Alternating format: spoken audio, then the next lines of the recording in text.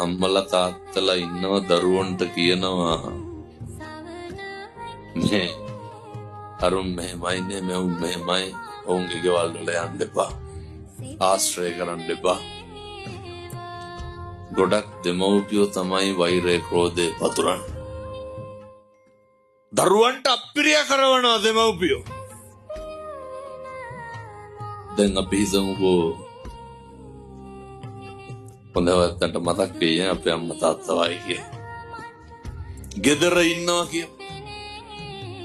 කණ්ඩ දෙන දරුවා ක්ලිනික් එක යන දරුවා බෙහෙත් ටික දෙන දරුවා ජීවිතේට මේ මිනිස්සයාගේ හොඳක් කියන්නේ නැහැ.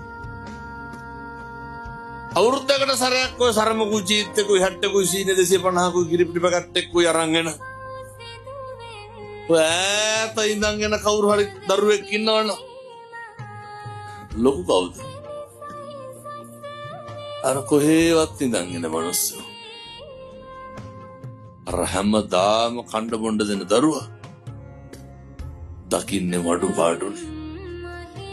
අවුරුද්දකට දෙපාරක් විතර ආවට පස්සේ ඒ දරුවා ළඟට අරගෙන කියන්නේ මොනවාද? අර මොකක් හරි වෙච්ච අඩු පාඩුවක් කියන්නේ. නැනිකම් මම කියනවට හිතන්නකො ඔය කටවල් වලින් කවද්ද හොඳක් කිව්වේ කියලා. ජීවිතේ අදිෂ්ඨාන කරගන්න. ජීවිතේ ප්‍රාර්ථනා කරන්න. මිම්මනත කවදාවත් ඔය කටවල්